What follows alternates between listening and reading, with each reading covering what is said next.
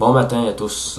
Aujourd'hui, on m'a demandé de faire la critique ou la revue du jeu Mortal Kombat vs DC Universe offert sur PlayStation 3. Je vais tout de suite vous le dire, probablement que vous n'aimerez pas mes commentaires parce que j'ai pas grand chose de bon à dire sur ce jeu-là. Il y a quelques bons points, mais disons que c'est un jeu pour location seulement. Vous allez comprendre pourquoi quand je vais vous expliquer mon point de vue là-dessus. J'ai toujours été un fan de Mortal Kombat depuis la sortie de la série.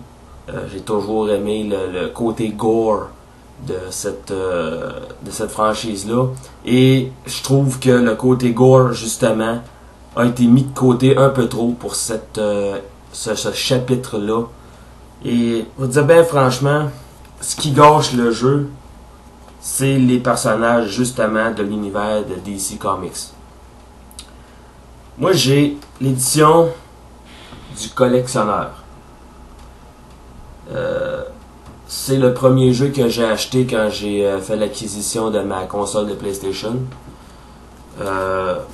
Je pensais, en voyant les cinématiques à la télévision, que ce serait un jeu totalement géant, un jeu qui décoiffe, un jeu capable de faire éclipse à tous les autres jeux de combat confondus. Mon Dieu, avais-je tort. La présentation de la pochette est quand même très belle. À l'exemple de Soul Calibur, on a une jaquette en plastique. L'avant, c'est très simple. On a Mortal Kombat vs DC Universe, le logo PlayStation 3. Et à l'arrière, et ses côtés aussi, mais à l'arrière, on a un grand imprimé de ce qui est la page couverture arrière de la pochette originale du jeu. On a une boîte en carton assez épaisse.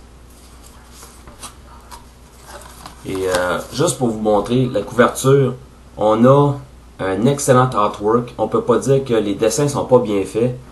Le travail d'artiste est vraiment bien fait. Un éclair divise les deux univers.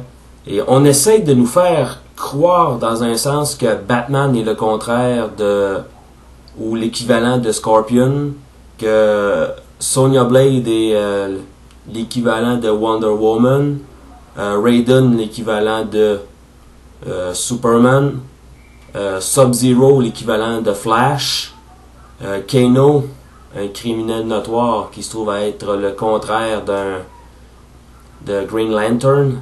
Et ça, je trouve, c'est vraiment une insulte. Faire un miroir entre Liu Kang et Captain Marvel. Vous allez comprendre pourquoi je dis que c'est une insulte tout à l'heure. Quand on ouvre la boîte, on a bien évidemment la pochette du jeu et on voit l'arrière, c'est pareil comme l'imprimé de la jaquette.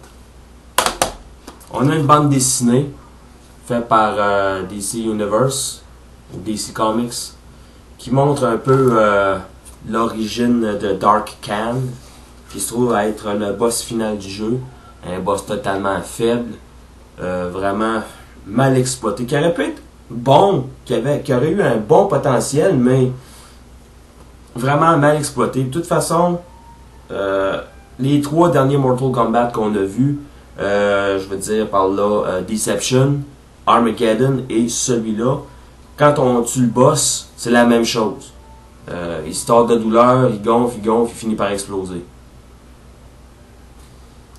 L'artwork des personnages est quand même bon dans la bande dessinée. Seule chose que j'aime moins, ok, les hommes sont bâtis comme des dieux grecs, sont très musclés, mais moi je suis pas un fan de femmes musclées trop. Les femmes sont vraiment découpées comme des hommes. Mais en même temps, on leur a donné des poitrines quand même assez proéminentes. Alors, cherchez l'erreur. Et dans cette bande dessinée-là, il y a des personnages qu'on ne voit pas dans le jeu. Je parle de Melina, Jade, un personnage qui ressemble à Tanya. On voit pas Robin. Puis il y a une espèce d'énergumène avec un chandail orange et des culottes collantes vertes que je connais pas. qui fait partie de l'univers de DC Comics, qui est dans la bande dessinée, qui n'est pas dans le jeu. Johnny Cage, qui manque cruellement au jeu. Goro même. Goro aurait été intéressant, mais à la place, on a choisi de mettre Baraka. Baraka, j'ai toujours détesté, anyway. Et on a, dans une image cartonnée, une reproduction de la couverture, finalement, de la boîte Collector's Edition. À l'intérieur de la pochette, on a le jeu vidéo, bien entendu. On a un livret d'instructions bilingue. Et on a un disque Blu-ray de contenu bonus. Ça montre un peu l'élaboration du jeu, les origines. Ça montre un peu aussi comment on a choisi les voix, etc., etc. Le jeu, à ma grande surprise, a été traduit en français avec des interprètes français. Et là, je vais tout de suite faire une petite parenthèse. Ce que je vais dire, c'est pas pour dénigrer nos amis de la France. C'est pas pour dénigrer les amis européens. Je vais dire ça comme ça, européens, parce que c'est pas parce que c'est en français que c'est nécessairement traduit en France. Ça peut être fait en Belgique, ça peut être fait peu importe où, mais on va dire européen pour la cause. C'est que le texte a été interprété par des Européens francophones. Et puis, certains mots ont été gardés en anglais dans la version française, mais ont été francisés. Comme le royaume de la terre, en anglais, on dit Earth Realm.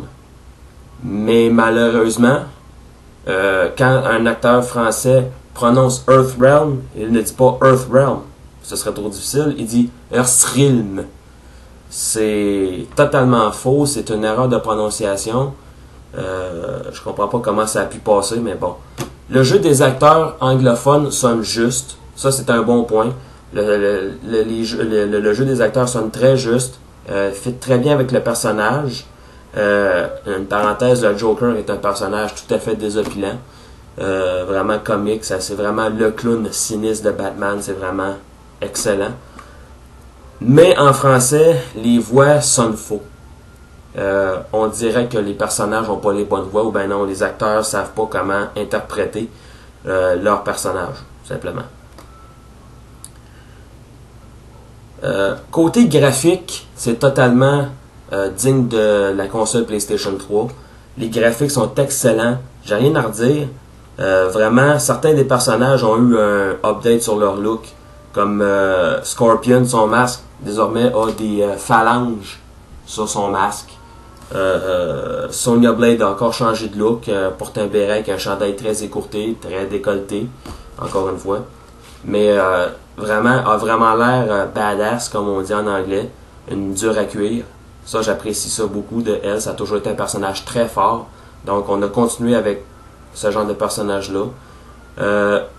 Raiden aussi a eu un update sur son look. Plutôt ordinaire, mais ça reste que c'est un espèce d'update pareil.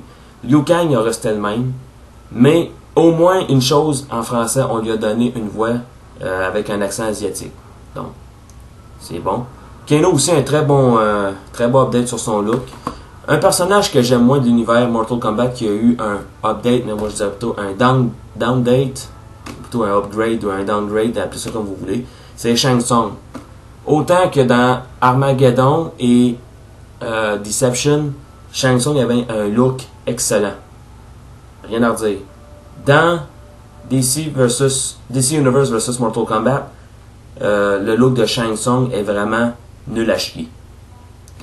Et je vous disais tout à l'heure que les personnages de DC Universe tuaient le jeu.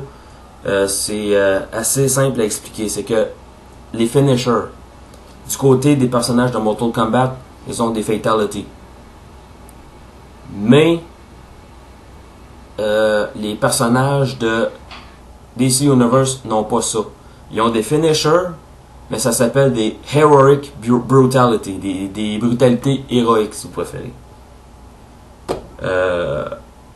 Habituellement, la brutalité c'est surtout pour les méchants, alors comment une brutalité pourrait être héroïque, je ne le sais pas, mais je n'aime pas ça. Un autre fait aussi que je trouve totalement stupide de ce jeu-là, voyez-vous, les personnages se font arracher des têtes, se font électrocuter, se font frapper de manière totalement folle. Il y a du sang un peu. On lui tord le cou. Vraiment là, on lui fait des moves qui sont très très très violents, qui font très mal. Mais quand Deathstroke ou le Joker sortent un fusil pour tirer sur leur opposant, eh bien la caméra se tourne et on ne voit pas le coup de feu. Mais on l'entend, mais on ne le voit pas. Donc, on peut arracher des têtes, on peut casser des bras, tordre des jambes, vraiment, faire saigner son adversaire, mais on ne peut pas le voir se faire tirer. Donc, c'est totalement incongru. L'histoire est très très bonne. Ça, je peux pas me battre contre ça. C'est vraiment une très très bonne histoire. On a le choix de la suivre avec les personnages de Mortal Kombat ou de DC Universe. Et chaque scène est le complément de l'autre. De chaque univers, si vous voulez. C'est assez facile à comprendre. Autrement dit, ce qui va commencer dans Mortal Kombat peut se continuer dans l'univers de DC Universe. Tout simple que ça. L'énigme est très facile à déterminer pourquoi c'est arrivé, qu'est-ce qui a fait que c'est arrivé. La conclusion est quand même bonne, assez surprenante, merci. De sorte que la façon dont ça finit, il ne devrait pas avoir de suite pour ce qui est de Mortal Kombat, parce que Shao Kahn revient dans Mortal Kombat vs DC Universe et est l'équivalent de Darkseid. Et Darkseid, à la fin, finit dans le Netherrealm où il n'a aucun pouvoir. Et Shao Kahn, n'ayant aucun pouvoir dans le monde normal, finit dans la prison de cristal de Superman. Si vous vous souvenez, c'est une espèce de vitre carrée très plate. C'est là que le Seigneur Zod et Ursa et Non étaient dans le deuxième film, ils se sont fait libérer. Donc, l'histoire est bonne. Mais ce qui est vraiment ennuyeux, c'est les personnages de DC Universe. Superman, jouer avec Superman, c'est plaisant. Jouer avec Batman, c'est très plaisant. Le Joker est vraiment amusant à jouer. Et Wonder Woman, même chose. Mais il y a des looks de personnages que je déteste. Comme Catwoman, son look est tellement, mais vraiment à des milliards de kilomètres de ce qu'on est habitué de voir. Personnellement, dans le retour de Batman, Michelle Pfeiffer avait le meilleur look pour Catwoman. Mais là-dedans, on lui a donné un espèce de costume décolleté qui va jusqu'au nombril, totalement injustifié, avec des espèces de lunettes de soudeur. Vraiment, c'est vraiment un look nul à chier.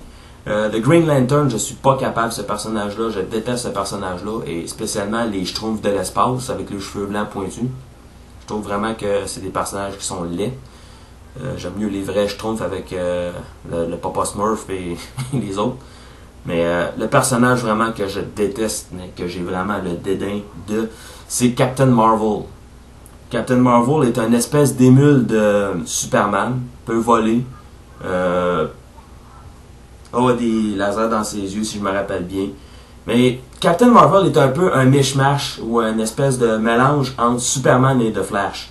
La raison pour laquelle je dis ça, c'est que, bon, comme je vous ai dit, c'est une espèce d'émule de Superman, porte un costume rouge avec un éclair comme dans le style de Flash, et peut faire tomber l'éclair aussi, si je me rappelle bien, en tout cas. Mais son espèce de Shazam, je suis pas capable. Je trouve ça complètement stupide de crier ça. Raiden, lui, il a ses cris de guerre, mais on dirait que Raiden déménage plus que Captain Marvel. Et Batman a de très très bons moves aussi. Et j'aime bien jouer avec ce personnage-là. Mais sérieusement, c'est pas un achat à considérer. Sauf si vous êtes vraiment un mordu de cette franchise-là, que ça vous prend absolument tous les chapitres, même le chapitre pourri de Mythology Sub-Zero qui était une vraie merde, si on peut dire ça comme ça. Blague à part, on avait atteint un certain niveau d'excellence avec Mortal Kombat Deception et Armageddon. Mais avec Mortal Kombat vs DC Universe, je suis pas le seul à trouver que cet épisode de la série Mortal Kombat est vraiment en deçà de ce à quoi on était en droit de s'attendre. On avait vraiment l'impression d'avoir une bombe entre les mains, mais une bombe de jeu vraiment forte. Mais on s'est ramassé avec un pétard mouillé.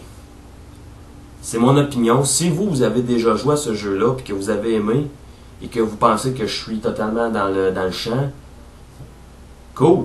Ça, c'est votre opinion à vous. Vous aimez le jeu? Parfait. Tant mieux si vous trouvez votre compte. Mais moi, je peux vous dire que la dernière fois que j'ai joué à ce jeu-là, c'était la semaine dernière. J'ai réessayé de tenter d'aimer ce jeu-là et j'ai beaucoup de difficultés. Et ça fait près d'un an que j'ai ce jeu-là et ça faisait un an que j'avais pas joué à ce jeu-là. C'est pour vous dire à quel point j'ai vraiment pas aimé. Mention honorable à Scorpion, qui est vraiment un de mes personnages Mortal Kombat favoris. Au moins, Mortal Kombat n'est pas Mortal Kombat sans Sub-Zero et à date, il n'y a aucun jeu de Mortal Kombat qui n'a pas Sub-Zero et Scorpion. Donc, au moins, il y a ça de bon. Mais là où le jeu se casse vraiment la gueule, c'est dans le mode où on a le mode Mortal Kombat, où on a les tours où on doit affronter des personnages. On a le choix entre un mélange entre DC Universe et Mortal Kombat, ou exclusivement des personnages Mortal Kombat et exclusivement des personnages de DC Universe. Et là où vraiment le bas blesse, c'est les conclusions des personnages. Les personnages, même les bons, ont pas l'air d'avoir de bonnes fins. Juste pour vous donner un exemple avec Raiden, la fusion des mondes a fait que ça l'a bien affaibli. Et là, il est devant un dilemme pour garder son immortalité et ses pouvoirs. Quan Chi lui donne un choix. Tu te lies à moi et tu restes immortel, ou tu restes sur le côté des bons et tu meurs. Et ça finit comme ça. Il n'y a pas Raiden, là, on va pas prendre Raiden sa décision. Là. C'est vraiment miteux. Miteux comme fin. Sub-Zero, c'est à peu près la même chose. Même Sonya Blade hérite de l'anneau du Green Lantern, mais elle peut pas vraiment s'en servir tant son temps qu'elle n'aura pas de solution pour recharger l'anneau. Et Jax a vraiment l'une des pires fins. Même si Jax n'est pas mon personnage préféré, je dirais même que c'est un des personnages que j'aime le moins de Mortal Kombat. Il y a vraiment une fin vraiment nulle à chier. Vraiment, toutes les fins individuelles des personnages sont vraiment vaches. Je peux pas dire autrement. Qu'est-ce que je peux dire de plus à propos de ce jeu-là? Moi, ce jeu-là n'a pas passé le test. J'attends le nouveau Mortal Kombat qui promet vraiment d'être hallucinant. J'ai vu des vidéos et j'ai vu vraiment des bonnes démos de ce jeu-là sur YouTube. Ce jeu-là vraiment a l'air à vouloir la peine. Donc, Mortal Kombat vs DC Universe serait à oublier tant qu'à moi. Gardez votre argent pour le nouveau Mortal Kombat. Si vous voulez absolument avoir ce jeu-là, moi je vous suggérerais aller le chercher à prix réduit. Tout simplement. Comme ça, vous ne perdrez pas trop d'argent si vous êtes déçu. On peut sûrement en trouver dans des magasins spécialisés usagés. Juste une chose avant de finir. Le disque de contenu Bonnie, c'est un format Blu-ray. Donc si vous essayez de le faire jouer dans votre DVD régulier, ça ne marchera pas. Il faut absolument le faire jouer dans un lecteur Blu-ray. Donc moi ma cote pour ce jeu-là, un 5 sur 10. Et encore, je suis généreux. Faites-moi part de vos commentaires. Dites-moi si je suis dans le champ ou si j'ai raison, si vous êtes d'accord avec moi ou totalement en désaccord. Ça, c'est à vous de décider. Mais moi, je vous le dis, c'est un jeu oublié. Et j'attendrai plutôt le prochain Mortal Kombat. Alors, à la prochaine et merci de votre attention.